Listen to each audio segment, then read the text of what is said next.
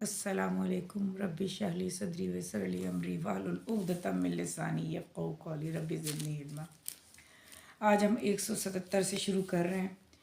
कल मेरे वीडियो बनाते बनाते प्रॉब्लम हो गई थी, तो वो मैंने इसलिए वीडियो डाल दी थी दूसरी, लेकिन ये कि उसको अपलोड नहीं कर पाई मैं। लेकिन आज अल्लाह ताला से दुआ है कि सुकून से सारी चीज़ें कर सकें। और ये आयत भी बहुत तवील आयत है, सूरह बकरा की 177। तो हम शुरू करते हैं। औज़ुबिल्लाहि मिनश्शैतानिर्रजीम, बिस्मिल्लाहिर्रहमानिर्रहीम। लैसल बिर्रा अन तुवल्लु वजूहकुम क़बलिल मशरिक़िल वल मग़रिब। नेकी ये नहीं कि तुम अपने चेहरे मशरिक़ और मग़रिब की तरफ फेर दो।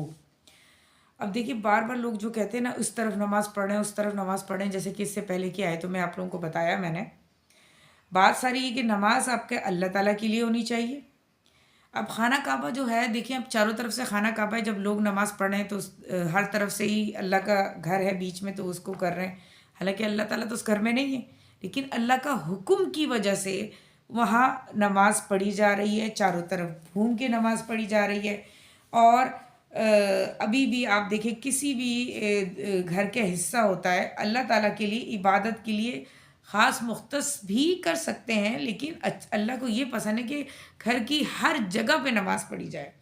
तो नेकी का जो असल मकसद है ना, वो हमें समझने की ज़रूरत है इस आयत में। और नेकी का जो ज़ाहिर है वो भी है और बातिन भी है। यानी ज़ाहिर तो ये है कि आप कोई अच्छे काम कर रहे हैं, वो नेकी के तौर पे लग रहा है, लेकिन नेकी क्या नियत अच्छी से की जा रही है, आपकी दिल के अंदर क्या कंडीशन है, दिखावा तो नहीं है, रियाकारी तो नहीं है, ये भी नेकी के अंदर बहुत ज़रूरी चीज़ें हैं। आगे कहते हैं, बल्कि नेकी तो उसकी है जो ईमान लाए अल्लाह पर, यानी मन आमना बिल्लाही, और यौम आखिरत पे, फरिश्तों पर, और किताब और नबियों पे। ये हमारी नेकी का एक असूल अल्लाह ने मुकर्रर किया है। जड़ कह सकते हैं आप इसको। ईमान जो ईमानियात होती है उसकी जड़ है ये, कि आपका अल्लाह पे यकीन, अल्लाह पे ईमान, और आखरत का यकीन कि आखरत में आपको हिसाब किताब देना है, क़यामत आनी है, दोज़ख एक जगह है और जन्नत एक जगह है। फरिश्ते हमें नज़र नहीं आते, लेकिन हमें उस पर पक्का ईमान लाना है, क्योंकि अल्लाह ताला ने कहा है। और इस तरह वो नबी जो गुज़र चुके हैं, हमने कहीं एक नबी भी नहीं देखा, ज़ाहिर हमने तो किताबों में पढ़ा है ना, उस चीज़ से पता चला है हमें। उन किताबों पर जो कि तौरात, ज़बूर, इंजील हमारे सामने है, कि उसको तहरीफ कर दिया गया, लेकिन उस पर हम मुसलमानों का ईमान कंप्लीट नहीं होगा जब हम तमाम बातों पर अमल ना कर लें। जैसे कि आपको पता है कि बनी इसराइल, यहूदी नसारा हमारी किताब पे ईमान नहीं लाते, सिर्फ वो अपनी किताब को अहमियत देते हैं, और किसी की, हालांकि अपनी किताब पे तहरीफ कर चुके हैं, उसमें कुछ भी नहीं है ऐसा, लेकिन उसके बावजूद अब हठधर्मी है उनकी। मगर हमें कोशिश करनी चाहिए कि अपनी तमाम बातों पर जो अल्लाह ताला ने हमसे कही है उस पर ज़रूर ईमान लाएं।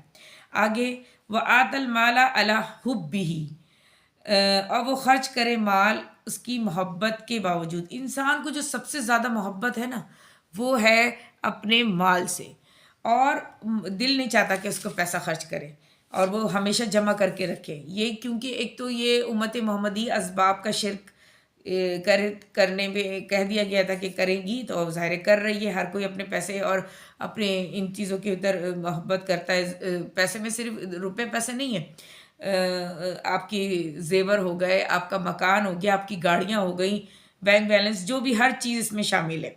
तो ये मोहब्बत दिल लिखी गई है हमारे दिलों के अंदर। अब अल्लाह से अगर मोहब्बत आ जाती है, दिल में एक मोहब्बत रह सकती है, या अल्लाह की या माल की।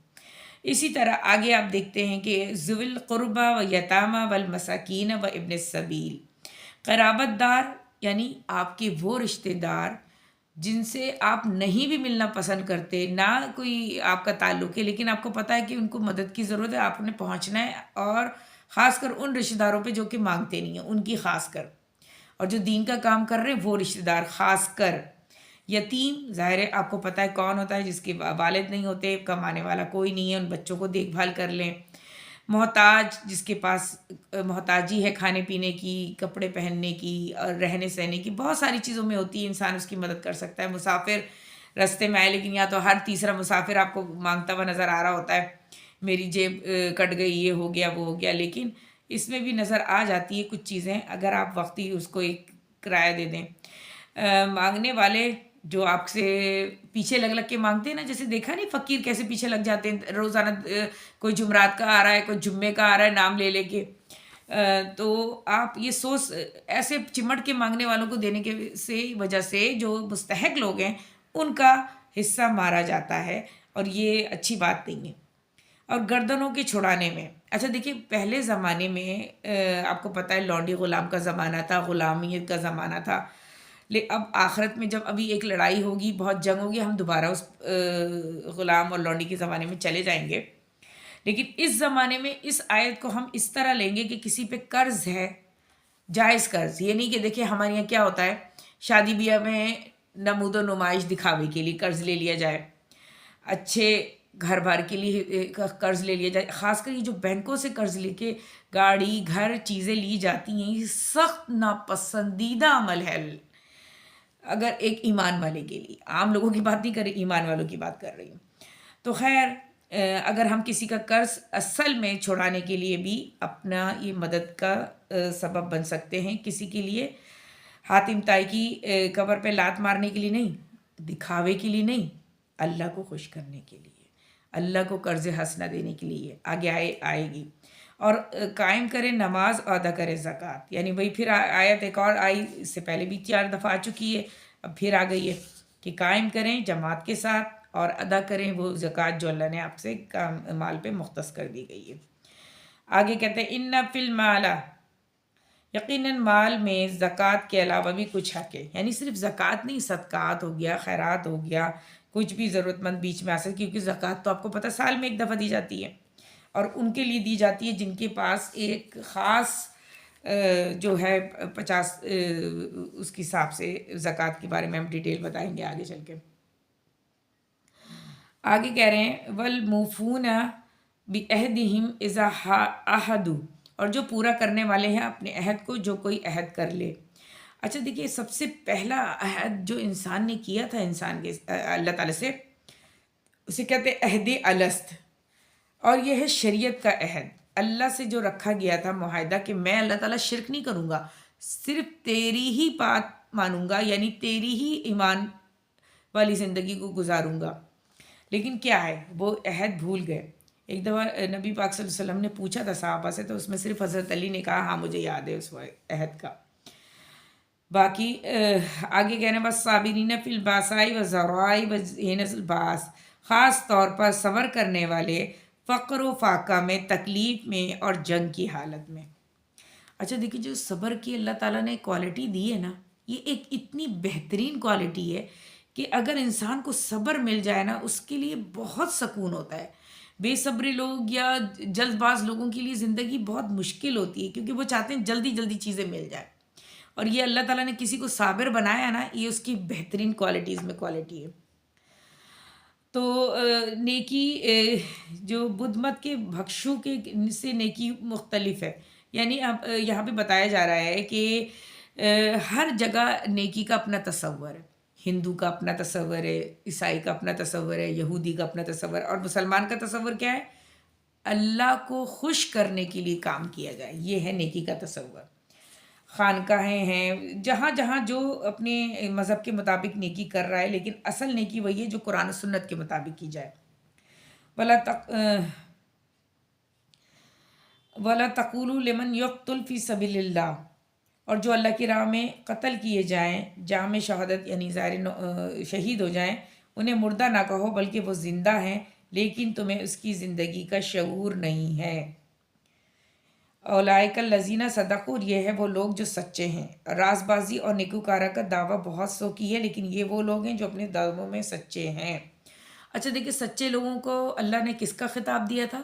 حضرت ابو بکر صدیق کو، صدیق کا مطلب سچا انسان، تو ان کو خطاب دیا تھا۔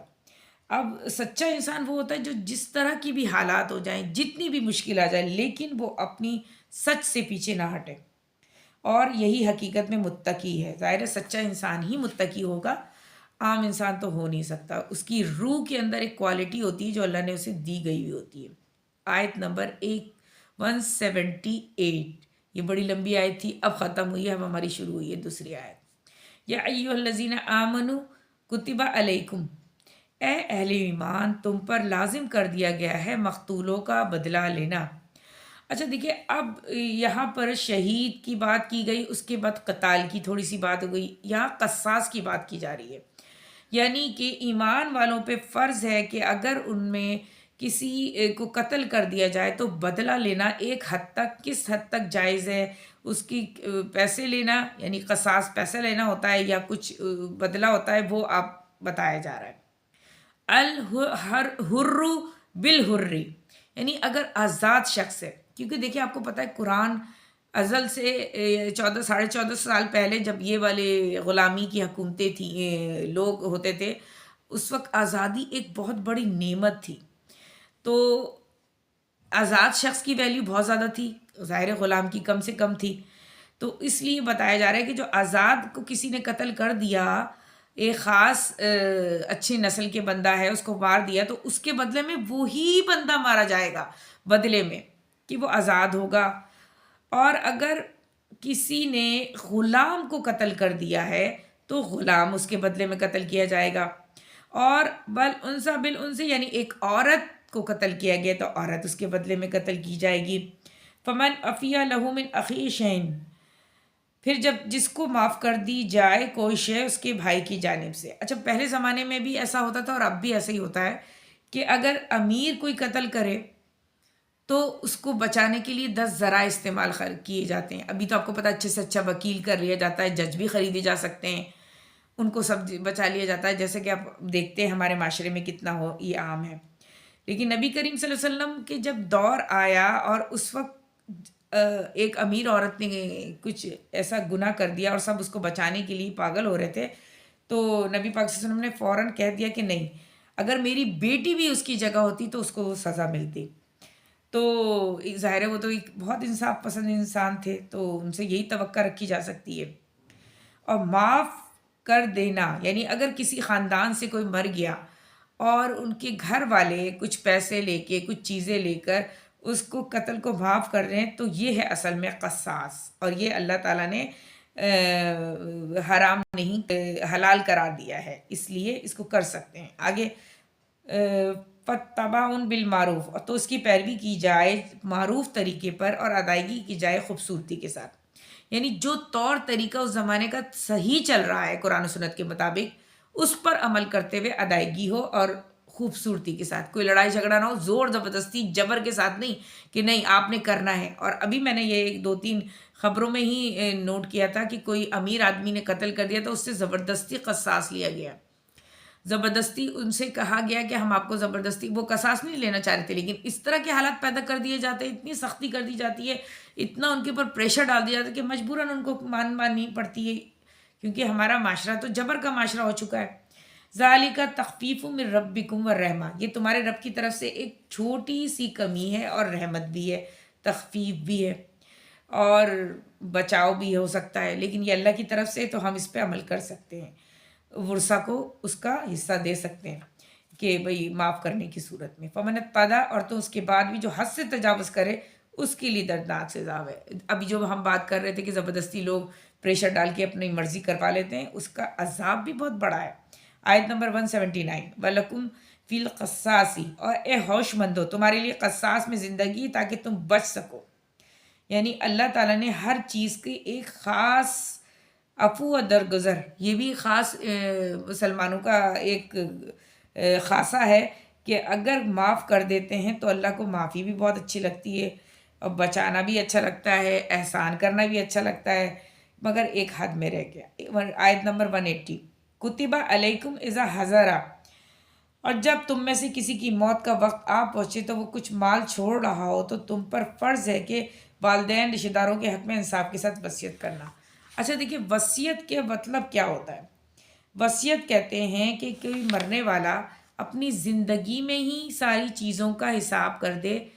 ویسے تو اللہ تعالیٰ نے اپنے بیٹے کے لیے 2 حصہ اور بیٹی کے لیے آدھا حصہ، یعنی 1 حصہ رکھا ہے، ایک مرد کے لیے تو آدھا عورت کے لیے، اس طریقے سے سسٹم بنایا ہے اللہ تعالیٰ نے۔ اور یہ وراثت بہت امپورٹنٹ ہے، اگر کوئی کسی سے ناراض ہو گیا بیٹے سے تو اس کو آگ کر دیں، یہ کہیں اسلام میں نہیں ہے مگر کیا جاتا ہے۔ اور بہت سے لڑکی اور خواتین اور بیٹیوں کو تو دیتے ہی نہیں ہے، جہیز دے دیا بس کافی ہے، ختم. حالانکہ گھر میں اتنا ہی حصہ بیٹے کا ہے، اتنی آدھا جو اس کا لکھا گیا اتنا حصہ بیٹی کا بھی ہے، لیکن لکھوا لیتے ہیں، معاف کروا لیتے ہیں. یہ ساری چیزیں ہمارے یہاں چلتی رہتی ہیں، لیکن جو وصیت سے منہ پھیرتا ہے وہ بھی اللہ کو سخت ناپسند ہے. حقاً علی المتقین، اللہ تعالیٰ تقوی رکھنے والوں پر یقین رکھنے والوں پر یہ حق ہے کہ آگے وہ وصیت کو رشتہ داروں کے سامنے بیان کریں، سب کو بتائیں اور صحیح بتائیں. آیت نمبر 181، فمن بدلہ، اور تو جس نے بدل دی اس وصیت کو اس کے بعد جس نے سنا، یعنی سن کر جان بوجھ کے غلط چیز بتائی تو بہت گناہ ہے. فَإِنَّمَا اسْمُهُ عَلَى الَّذِينَ، تو اس کا گناہ اس پر بھی آئے گا جو اسے تبدیل کرتے ہیں. پہلے کتابیں تبدیل کی، ان کے الفاظ تبدیل کیے گئے، اب وصیت بھی تبدیل کر دی گئی، مگر سب اللہ دیکھ رہا ہے اور اس کا وبال بھی آپ کی جان پہ ہی آئے گا. بے شک اللہ تعالیٰ سب کچھ سننے والا اور جاننے والا ہے. آیت نمبر 182، فمن خافا، پھر جس کو اندیشہ ہو کہ کسی وصیت کرنے والے کی طرف سے جانبداری یا حق تلفی کا اندیشہ ہے تو وہ ان کے مابین صلح کروا دے. دیکھیں حق تلفی بھی ہوتی ہے بعض اوقات، غصے جیسے آگ کرنے کا میں نے بتایا، اسی طرح اور بھی کسی چیز میں کم کر کے کسی کو زیادہ دے دینا، آپ کے منہ بولے بچے ہیں ان کو دے دینا اور اصل بچوں کو نہ دینا، ناراضگی میں کس نے زیادہ خدمت کی ہے، تو یہ بھی غلط طریقے. حق تلفی نہیں ہونی چاہیے، انسان کو میانہ روی اختیار کرنی ہے. فلا اسم علیہ ہے، تو اس میں کوئی گناہ نہیں یہ کرنے میں، کیونکہ اللہ تعالیٰ بخشنے والا بھی اور رحم فرمانے والا ہے. اب یہاں پہ ایک رکوع ختم ہوا، 183 ہم شروع کر رہے ہیں، اور اس میں ہمیں روزے کے متعلق باتیں بتائی گئی ہیں کہ روزے کو کس طرح رکھنے کا حکم دیا گیا ہے. صائم مانے رکنا، سوم یعنی بھوکا پیاسا نہیں رہنا، اس میں اپنے آپ کو روک لینا ہے، یہ مطلب ہے اس کا. آیت نمبر 183، یا ایھا الذین آمنوا کتب علیکم، اے ایمان والو تم پر روزہ رکھنا فرض کیا گیا تھا جیسے کہ فرض کیا تم سے پہلو تاکہ تمہارے اندر تقوی ہو. اچھا، اب تقوی کا میں نے آپ کو پہلے بھی مطلب بتایا تھا کہ تقوی کا مطلب ہوتا ہے بچنا. جیسے کہ آپ کسی گندی جگہ پہ سے جا رہے ہیں، کیچڑ ہے، جھاڑیاں ہیں، تو آپ بچ کے کسی طرح نکلیں گے. اسی طریقے سے ہر بری چیز سے بچنا بھی تقوی میں ہی آتا ہے. تو روزے جیسے فرض روزے جو ہیں آپ کو پتہ ہے وہ رمضان کے روزے ہیں. اس کے علاوہ کچھ نبی پاک صلی اللہ علیہ وسلم نے رکھنے کا کہ یہودی رکھا کرتے تھے عاشورے کا روزہ، تو اس کے ساتھ 2 روزے رکھنے کا حکم دیا گیا محرم میں کہ 2 رکھیں گے کیونکہ ہماری ان سے مشابہت نہ ہو. تو اس طرح کے کچھ روزے ہیں. آگے کہہ رہے ہیں 184، ایام معدودات، گنتی کے چند دن، یعنی وہی 30 دن جو اللہ تعالیٰ نے پورے مہینے کے لیے رکھے گئے ہیں. اور اس پر جو بھی کوئی تم میں سے بیمار ہو اور سفر میں ہو تو وہ اپنی تعداد پوری کر لے دوسرے دنوں میں. اللہ نے سفر میں روزے کی معافی دی ہے کہ آپ سفر میں روزہ نہ رکھیں، آئندہ آپ نے رکھ لینا ہے. بیماری ہے، کسی کو جیسے شوگر پیشنٹ ہے وہ نہیں رکھ پا رہے ہیں، لیکن ہلکے پھلکی شوگر میں نہیں، مجھے تو لگتا ہے کہ روزہ رکھ کے آپ کی شوگر بھی کنٹرول ہو سکتی ہے اور بیماریاں بھی کنٹرول ہو سکتی ہیں اور جسم کی زکوٰۃ بھی جاتی ہے. تو یہ آپ نے اس وقت چھوڑ دینا ہے تو پوری کرنا ہے، اور اگر نہیں پورا کر سکتے تو کسی کو آپ نے 1 مہینہ خاص کر روزے دار رکھوانا ہے، ان کو دینا ہے. وَعَلَى الَّذِينَ، اور جو اس کی طاقت رکھتے ہیں اور وہ روزہ نہ رکھیں تو اس پر فدیہ ہے ایک مسکین کھانا کھلانے کا. کھانا یعنی مسکین کو ریگولر کھلانا ہے، آپ نے اس کو سحری بھی کروانی ہے، روزہ بھی کھلوانا ہے. لیکن جان بوجھ کے روزہ چھوڑنے والوں کے لیے بہت زیادہ اللہ کی طرف سے پکڑ ہے. فمن تطوع، اور جو اپنی مرضی سے کوئی خیر کرنا چاہے تو اس کے لیے خیر ہے. یعنی آپ مسکین کو جتنا اچھا کھانا کھلاتے ہیں، جتنے اس کو پہننے کے لیے چیزیں دے دیتے ہیں، یہ آپ کی مرضی ہے کہ آپ کو زیادہ اللہ کی طرف سے خیر ملے گی. اور جو کوئی روزہ بھی رکھے اور مسکین کو کھانا بھی کھلائے تو یہ تو اور اچھی بات ہے. وَأَن تَصُومُوا، اور جو روزہ رکھے تمہارے لیے بہتر ہے اگر وہ تم جانو. ظاہر ہے سب سے بہترین عمل تو یہی ہے کہ روزہ رکھا جائے، اور رمضان کے روزے کا اجر بھی اللہ تعالیٰ نے، اس میں ساری دعائیں آپ کی قبول ہو جاتی ہیں، ڈبل اجر ملتا ہے، نفل کا بڑھ کر فرض بن جاتا ہے. اس طرح کے اللہ نے ثواب رکھے ہیں. 185 آیت. شہر رمضان الذی، رمضان کا مہینہ وہ ہے جس میں قرآن نازل کیا گیا. سب سے بڑی خوبصورت بات یہی کہ رمضان کے مہینے میں آیتیں زیادہ سے زیادہ آئی ہیں، کمپلیٹ بھی اسی میں ہوا ہے، اس لیے خاص کر یہ کہا گیا ہے ہدی للناس، لوگوں کے لیے ہدایت بنا کر. ویسے تو آپ کو پتہ ہے پورا قرآن 23 سال میں کمپلیٹ ہوا ہے.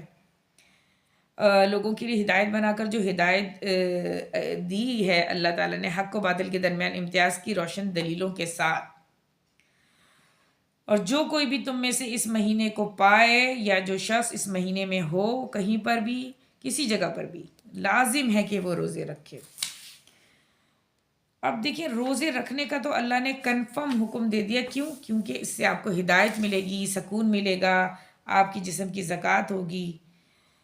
لیکن اگر جو لوگ روزے کو اہمیت کو نہ سمجھیں، یہ سوچیں کہ نہیں کون روزہ رکھے، اور خاص کر گرمی کی روزے جس میں آپ کو شدت سے پیاس لگ رہی ہوتی ہے، بار بار گلا خشک ہو رہا ہوتا ہے، تو جتنی مشکل میں آپ روزہ رکھیں گے اتنا اللہ کی طرف اجر ہوگا. تو اللہ کو تو ویسے بھی دیکھتے ہیں اللہ تعالیٰ کہ مجھ سے میری محبت اللہ تعالیٰ جو کرتے ہیں اپنی، کہ وہ بندہ کس لیول پہ جا کے محبت کر کے دکھا رہا ہے. تو یہ سب نظر آ جاتا ہے کہ نہ گرمی نہ سردی. سردی میں پانی میں ہاتھ ڈال کے وضو کرنا، اٹھنا بستر سے چھوڑ کے گرم، یہ بہت مشکل کام ہوتا ہے.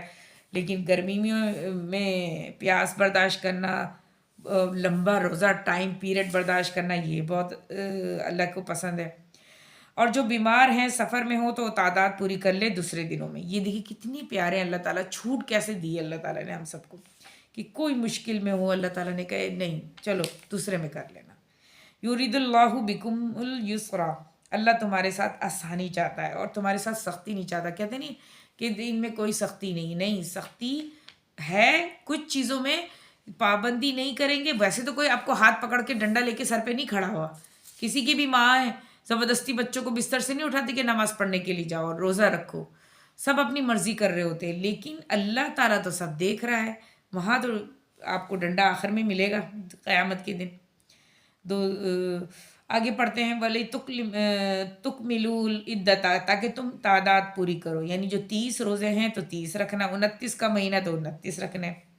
مرض یا سفر کے دوران جو روزے چھوٹ جاتے ہیں، خاص کر میں خواتین کو کہوں جو پیریڈز میں 6 روزے 7 روزے جس کے بھی جتنے چھوٹتے ہیں رمضان میں، وہ دوسرے مہینوں میں خاص کر ٹھنڈے مہینوں میں رکھ کے اپنے پورے کر لیں اس سے پہلے کہ دوسرا رمضان آ جائے. کیونکہ آپ کی یہ فرض جو نیکیاں ہیں وہ مائنس ہو جائیں گی اگر آپ نہیں رکھیں گی تو. وَلَا تُكْبِرُوا اللَّهَ، اور تاکہ تم برائی کرو اللہ کی اس پر جو ہدایت اس نے تمہیں بخشی ہے. اچھا بڑائی کرو، برائی میرے غلطی سے نکل گیا منہ سے، بڑائی اللہ کی بڑائی بیان کرنی ہے نا. ظاہر سی بات ہے اللہ تعالیٰ نے ہمیں اتنی آسانیاں دی ہیں، اتنی رعایتیں دی ہیں، فدیہ دے دو، بعد میں رکھ لو، سفر میں رک جاؤ. تو کیا ہم اتنی اللہ تعالیٰ کے لیے نہیں کر سکتے تاکہ تم شکر کر سکو؟ یعنی اللہ تعالیٰ چاہتا ہے کہ میرا بندہ میرے شکر کے ساتھ ہر کام کرے، زبردستی سوچ کے نہیں کہ پریشر میں، شکر کے ساتھ، خوبصورتی کے ساتھ، دل کے ساتھ اس دورانیے کو اچھے سے اچھا روزہ رمضان گزارے، جیسے کہ آنے والا رمضان ہم سب کو اچھے روزے رکھنے کی توفیق عطا فرمائے. 186 وَإِذَا سَأَلَكَ عِبَادِي، اے نبی کریم صلی اللہ علیہ وسلم جب میرے بندے آپ سے میرے بارے میں سوال کریں تو انہیں بتا دیجئے میں قریب ہوں. اب دیکھیں اللہ تعالیٰ کے لیے سوال کیا جا رہا ہے کہ اللہ تعالیٰ سے کے پوچھے، کسی کوئی بھی سوال کر اللہ تعالیٰ کہاں ہے، تو اللہ تعالیٰ کیا کہہ رہے ہیں میں تو تیرے قریب ہوں، تو مانگ. اب جانے کی ضرورت نہیں کسی پیر کے پاس اس کی مزار میں نذرانے دینے کے لیے. اللہ تعالیٰ آپ کے بہت قریب ہیں، آپ کی شہرک سے بھی قریب ہے. آپ پکاریں گے دل سے اللہ تعالیٰ آپ کی سنے گا، خاص کر تہجد کے ٹائم سو کر جب آپ بستر میں آپ بالکل حالت میں ہوں اور پھر اٹھتے ہیں آپ بستر سے، گرم بستر چھوڑ کے اللہ کو یاد کرنے کے لیے، تو اللہ کو بہت اچھا لگے گا کہ میری خاطر بستر چھوڑ کے اٹھ گیا یہ. تو اللہ تعالیٰ کیا کہہ رہے ہیں میں تو ہر پکارنے والے کی پکار کو